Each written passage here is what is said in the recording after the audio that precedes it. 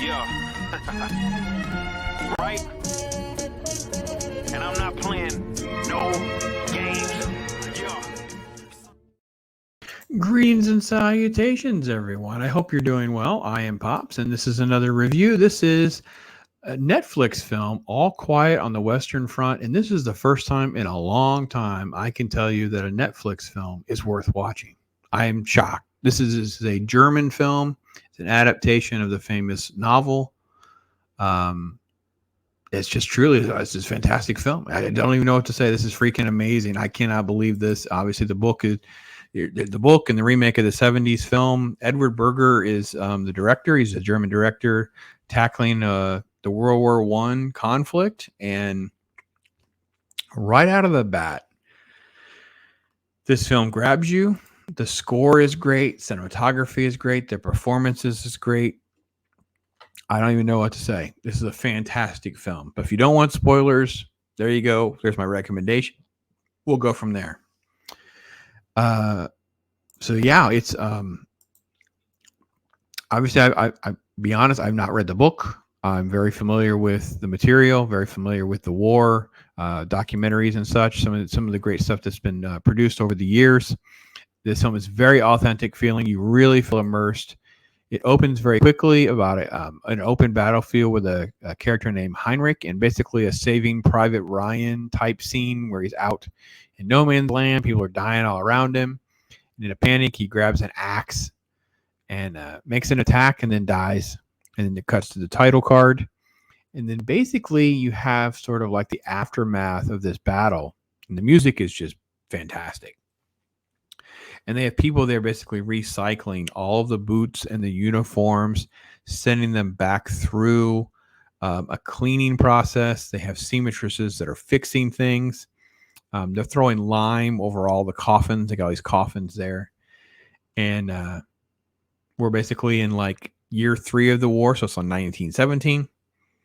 And the film transitions from that character to Paul and 3 of his friends. They're going to join the army. They're like goofing and joking and cutting up. It's like an adventure to them. They're literally cheering when they arrive to the Western Front. And what you get is at those uniforms that were being cleaned or whatever, they're being handed right back out to these characters, to the point where the character gets the one and says, this belongs to somebody else. And they pull the tag off, and you see a whole bunch of tags on the floor.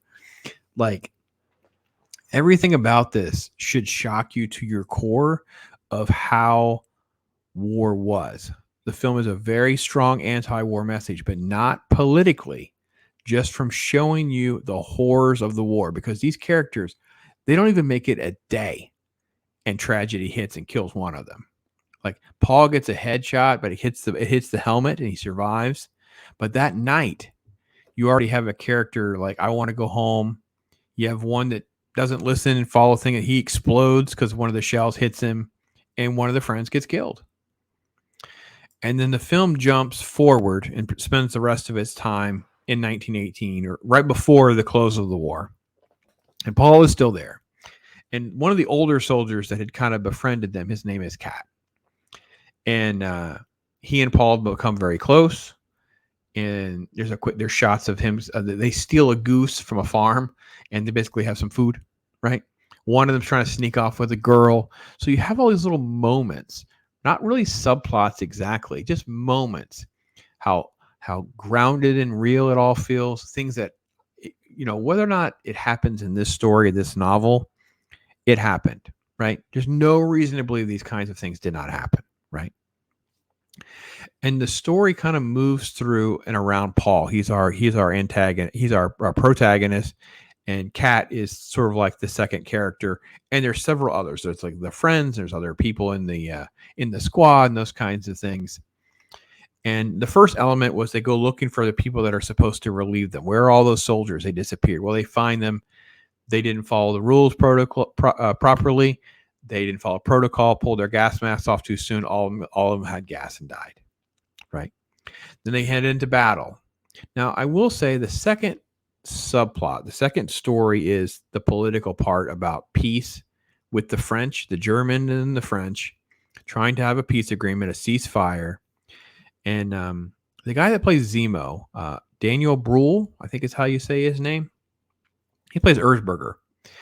And the French are playing hardball, right? Because the Americans are dropping a couple 100,000 troops in Europe every few days, right? So massive reinforcements from America. So really the Germans are stuck. They're not going to win. But they're run by a bunch of like hard-nosed, crazy, warmongering people. And they don't want to concede. The French are like, there's no negotiations. We're not doing this, right? Anyway, there's another battle that breaks out. You have great shots where you have hand-to-hand combat, and you know, the camera's a point of view of a victim at one point. The tanks show up and you see how hopeless some of this stuff is because you can't really see them. And then when you do, they're right there on top of you, basically. And they kind of get overrun. And one of them gets killed trying to surrender. I mean, it's very, very intense. And obviously, Paul is just going through different phases of trauma and shell shock and all those kinds of things. Now, the most important scene from the book, I don't know exactly how it was adapted, how accurate it is. I just know it was from the book, is that he ends up trapped in this crater. And there's a French guy he scuffles with and ultimately stabs and kills. But the soldier has a very slow, agonizing, graphic, painful death. And Paul is shaken to his core. He finds photos. He's like, this dude could be my brother, basically. They're not different at all. So again, the anti-war element of the film is just to show you the horrors and then juxtapose that with these politicians. You know, they're in like the laps of luxury, eating food, drinking wine, making these decisions, sending all these people in harm's way, putting all these people out there, they're going to get themselves killed, right? And you have these men, these boys who are, you know, going through these just ridiculous circumstance. The one guy, he gets injured so bad he's going to be a cripple, right? They're going to have to amputate his leg. He doesn't want to do that, and basically kills himself. Like, it's just shocked you, like, holy crap. And then, of course, the very finale, the last sequence, has to do right around the ceasefire, right? It's the 11th minute of the 11th hour, the 11th day. But this crazy German general wants one victory. So he sends them into this attack at like 10:45, and they're in the no man's land, and all this stuff is happening, right? And Paul's doing his thing, and yeah, he ends up getting stabbed from behind. It's crazy. It's so good and shocking and also engaging. Cinematography is just amazing. The score is freaking awesome. I love the cast. I will tell you that Cat is my favorite part. He has a very tragic death. He also says these lines that always make you kind of smile. It's not really a joke or a gag. It's more like just a stress relief. He'll say, like, if you die before me, I'm going to kill you. Right. You know, things like that. There's a comment about like, you are going to go to the university, or I'm going to shoot you right here. Things like that. So, I know it's been nominated in the foreign film category for the Oscars. I don't know that it has enough traction yet. We'll have to kind of keep our eye on to see what kind of, you know, attention it gets. But it is definitely one of the best films of the year that I have seen. It definitely deserves a lot of attention. It is just a fantastic film. It's on Netflix. I've seen the dub version. I'm assuming the regular version is out there as well. If you love war and drama movies and you're into that, this is like a must see. But if it's not, or you don't want to sit through like a Private Ryan type situation, I understand.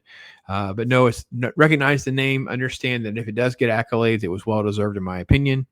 And you can give me your thoughts and opinions below, because I really enjoyed this a lot. So I'm Pops. I love your feedback. Feel free to give them to me, whether it be comments on this or recommendations, whatever it may be. I appreciate it very much. Take care.